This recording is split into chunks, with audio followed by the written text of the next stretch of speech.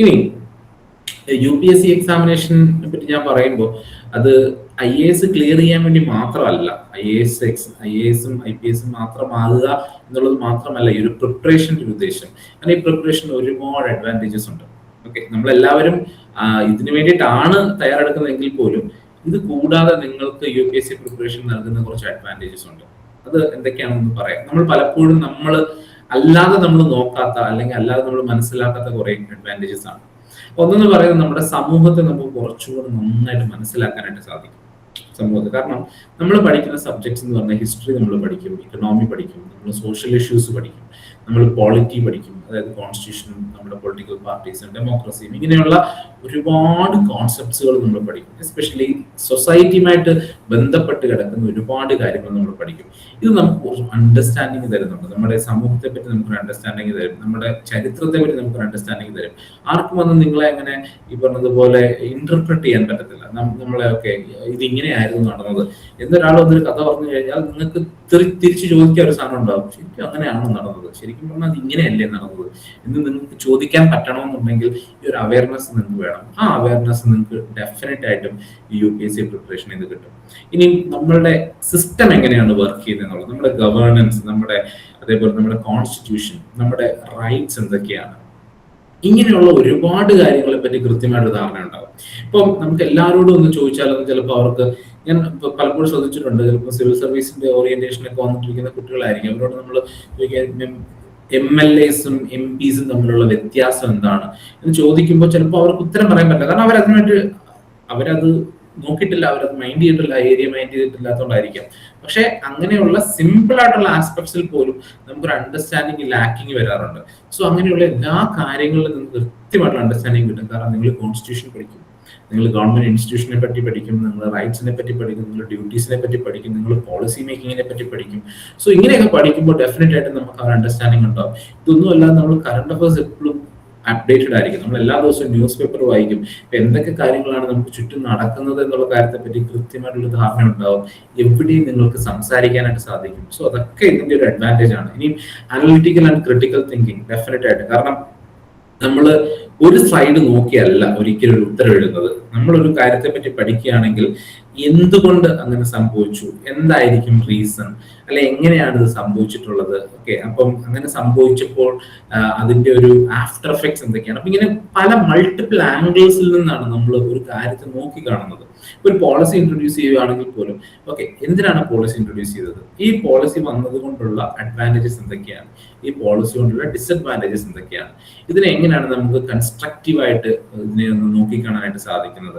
അപ്പൊ അങ്ങനെയുള്ള ഒരുപാട് ആംഗിൾസിൽ നിന്ന് നമ്മളൊരു കാര്യത്തെ കാണാനായിട്ട് ശ്രമിക്കും. അപ്പൊ അതുകൊണ്ട് തന്നെ നമ്മൾ അനലിറ്റിക്കൽ തിങ്കിങ്ങും ക്രിട്ടിക്കൽ തിങ്കിങ്ങും ഒക്കെ ഇൻക്രീസ് ചെയ്യും. പിന്നെ കമ്മ്യൂണിക്കേഷൻ ആൻഡ് റൈറ്റിംഗ് സ്കിൽസ്, കാരണം നമ്മൾ ഒന്നാമത്തെ കാര്യം, നമ്മൾ ഈ പ്രാക്ടീസ്, മെയിൻസ് എക്സാമിനേഷൻ എന്ന് പറയുന്നത് ഡിസ്ക്രിപ്റ്റീവ് ആയിട്ട് എഴുതുന്ന ഒരു എക്സാം ആണ്. അപ്പൊ നമ്മൾ എഴുതി പ്രാക്ടീസ് ചെയ്തേ പറ്റത്തുള്ളൂ.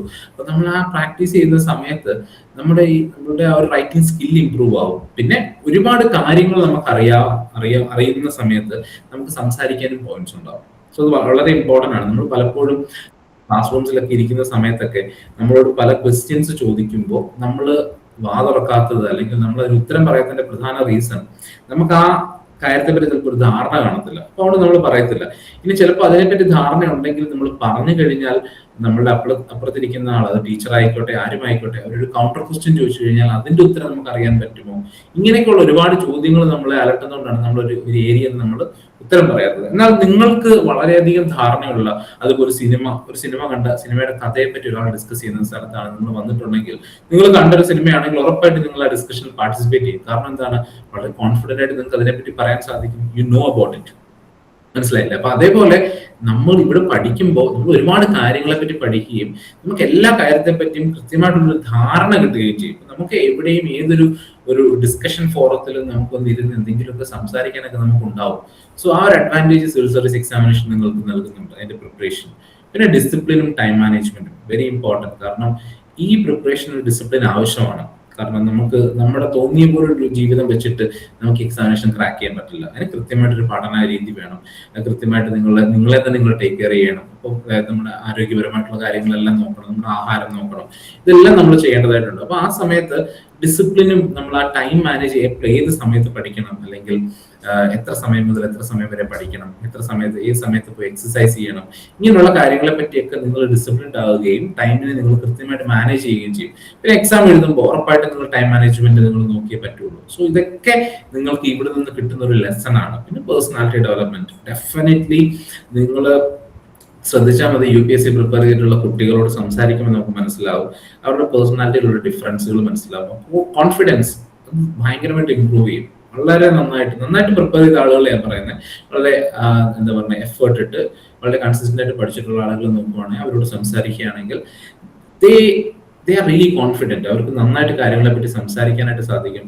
പല ഇന്റർവ്യൂസും അവർ ക്രാക്ക് ചെയ്യും.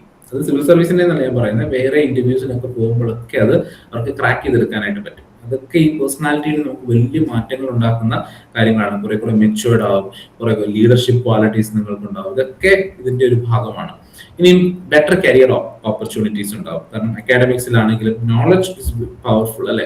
അതുകൊണ്ട് തന്നെ നോളജ് ഉള്ളപ്പോൾ നിങ്ങൾക്ക് പല ഓപ്പർച്യൂണിറ്റീസ് തുറന്നു വരും. റിസർച്ച് ഏരിയാസിലാണെങ്കിലും ജേർണലിസ്റ്റിലാണെങ്കിലും അതേപോലെ പോളിസി മേക്കിങ്ങിന്റെ കാര്യങ്ങളിലായാലും അഡ്മിനിസ്ട്രേഷന്റെ കാര്യങ്ങളിലായാലും സിവിൽ സർവീസ് അല്ലെങ്കിൽ പോലും മറ്റു മേഖലകളിലൊക്കെ നിങ്ങൾക്ക് എക്സൽ ചെയ്യാനായിട്ടുള്ള ഒരു കപ്പാസിറ്റി നിങ്ങൾക്ക് ഈ ഒരു സിവിൽ സർവീസ് പ്രിപ്പറേഷൻ തരും.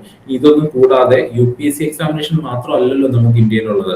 ഇപ്പൊ നേരത്തെ സാർ പറഞ്ഞതുപോലെ SSC എക്സാമിനേഷനും അതേപോലെ PSC കണ്ടക്ട് ചെയ്യുന്ന എക്സാമിനേഷനും ഒക്കെ ഒരുപാട് എക്സാംസ് ഉണ്ട്.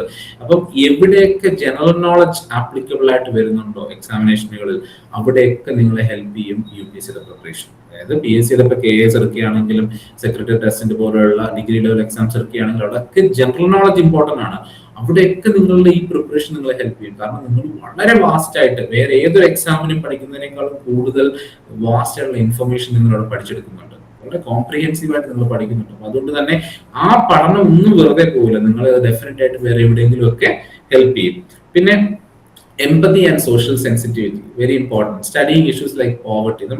നമ്മൾ പലപ്പോഴും നമ്മൾ കേട്ടിട്ടില്ലാത്ത അല്ലെങ്കിൽ നമ്മൾ അറിയാൻ സാധ്യതയില്ലാത്ത മേഖലകളെ പറ്റി നമ്മൾ പഠിക്കും.